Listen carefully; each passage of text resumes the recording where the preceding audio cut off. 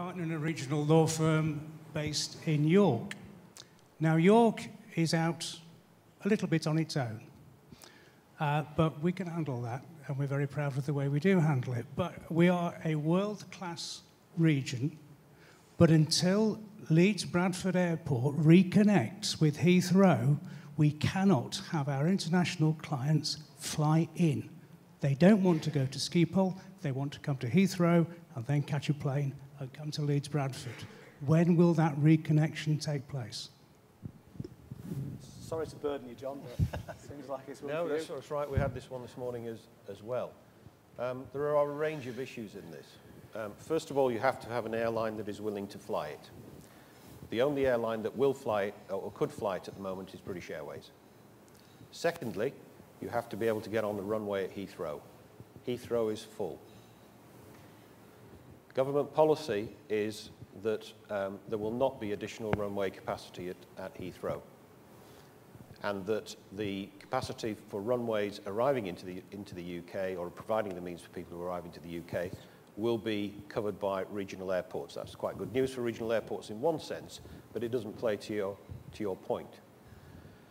From our point of view, we would like to be able to get on the runway at Heathrow. We would like to have the commercial ability to attract that service. We would like to have landing fees at Heathrow at a level where it's actually possible to support regional connectivity with what would always be smaller aircraft. These are not 747s. These will be A319s, which are much smaller aeroplanes, 120 seats or so, and the economics of it all has to stack up. No airline will fly just because we want them to when it actually doesn't make money. The business case for operating to Heathrow in isolation of those points in terms of passenger numbers from this region and feed into what would be Terminal 5 at Heathrow is very clear. There are about 168,000 passenger journeys that would go down to Heathrow from this immediate catchment, let alone the wider city region, the immediate catchment down to Heathrow, of which about 80% are actually flying somewhere else. They're not going to London. They're flying somewhere else. But we have a situation where capacity is constrained at the hub airport, where the cost of landing on the runway at Heathrow and the regime that supports that is extraordinarily expensive.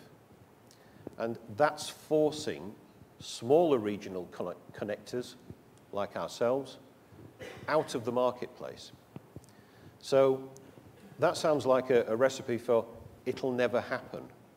But actually, the case for connectivity from this region feeding Terminal 5 is actually getting stronger for a range of other reasons, including the fact that if you're British Airways and you're operating 8 to 9 flights a day down to Heathrow out of Manchester, at the moment, your business is under siege from Gulf carriers.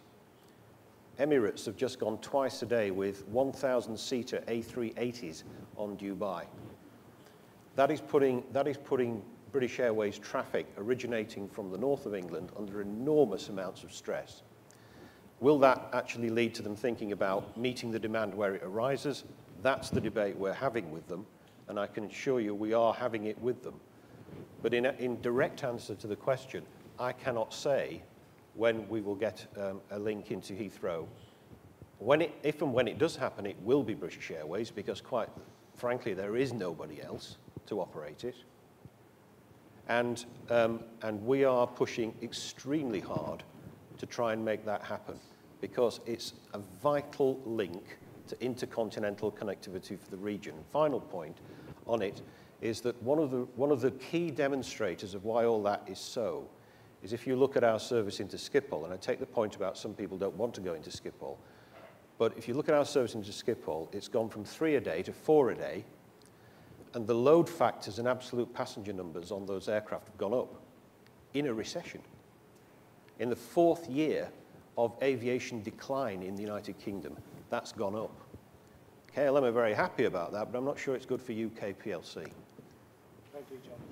I want to try and get at least 3 questions in if people are patient, and we will take more if people want them. So there's a gentleman here, there's a lady at the front, and there's a gentleman there. So, lady? Here. Thank you. Can you be brief if we can, and we'll be brief in our answers. John Popham, I'm a single-person business. I'd just like to go back to what Robert said about the pace of technology changing and how we don't recognise it. I mean, I think it's happening now, and I think in terms of infrastructure, I don't think that people are recognising the power of technology which enables people to work for themselves, not have to work for an employer, and to collaborate with each other. So if we're talking about infrastructure, the infrastructure we need is better broadband so people can work from home. We need local neighbourhood centres where people can meet with each other and collaborate. And we need better transport so they can get around and meet each other. And I just think I agree with Simon that we're just thinking too grand. I think we need to think much smaller scale about these things. Okay, good point. Nancy Whitaker from the Federation of Small Businesses.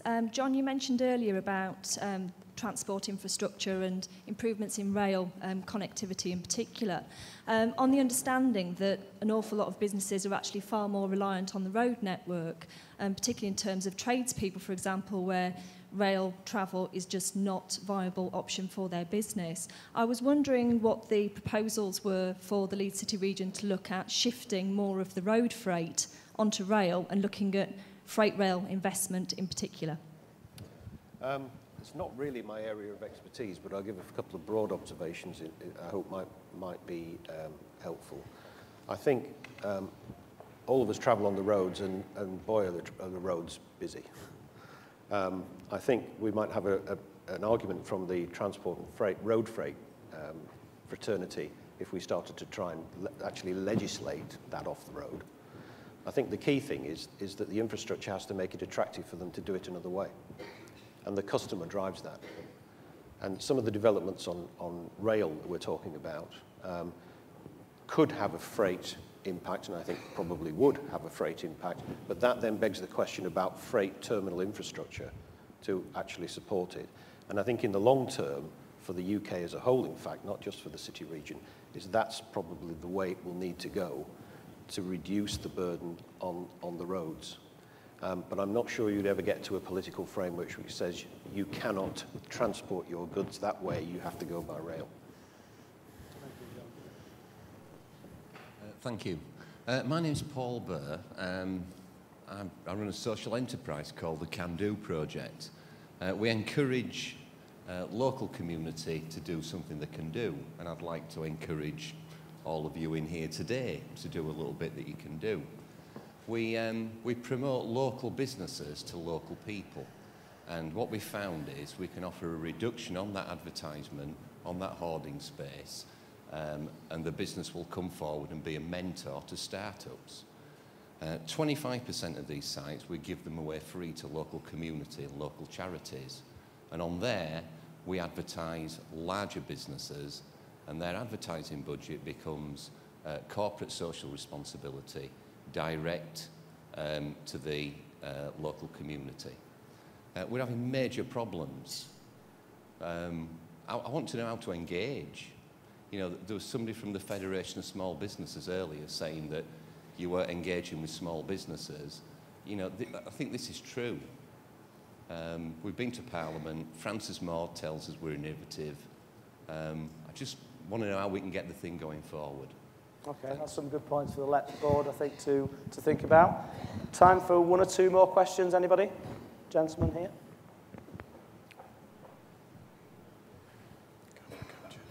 Thanks. I'm Stephen Brown from CO2 Sense. A question or comment about energy.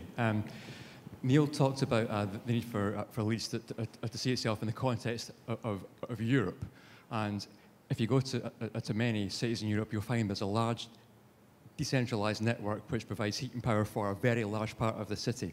Now, I'm very encouraged with what Paul said about his business and the way he's brought forward PV and heat pumps for housing projects, but that's not going to serve the needs of the city region by itself. I think we need to up our level of debate about energy and how we provide energy for Leeds City Region on a city region basis, and also look at how that links to other agendas here, such as broadband, data, and also transport fuels as well.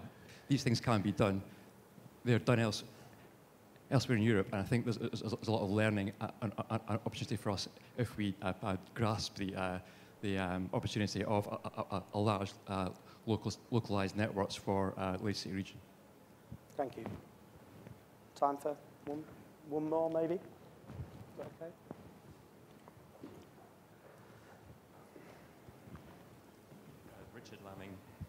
Richard Lamming from GVA. There seems to be a bit of a backlash against having an idea of where we're heading, having a clear strategic plan. I've just received a news alert to say that George Osborne is in the process of actually trying to secure Chinese investment into two major infrastructure projects in the UK, the Olympics Legacy and also the Atlantic Gateway scheme, a major scheme in the northwest of England. I think with both of those schemes have had very clear plans and a lot of time and effort involved in prioritising investment in the big things that are going to make the economy tick and work. I think this recent headline that's been released this lunchtime just goes to show that by having a plan, you can actually set your sights higher and actually attract new forms of investment. Thank you. I'm going to try and sum up then that discussion. I think I'd go start at the end because I think what today is about is to say the city region is developing its plans. It wants feedback from all levels, from all businesses, big or small, from all parts of the community. And I think the aim is to get this plan to be able to do exactly what was just said, to be able to drive forward very specific initiatives to change and transform the economy and the lives of the people in the city region. And I think there are some very valid points made about how do we engage with smaller businesses, social enterprises and local people. And I think I'm pretty certain, knowing the LEP board as I do, that those are the sorts of things that they're going to take on board. I think we're still in a formative period, but I do think there's a recognition that it's got to be top-down as well as bottom-up as well as top-down. And I don't think I'm pretty certain that anybody involved with the city region and with the LEP would agree with that.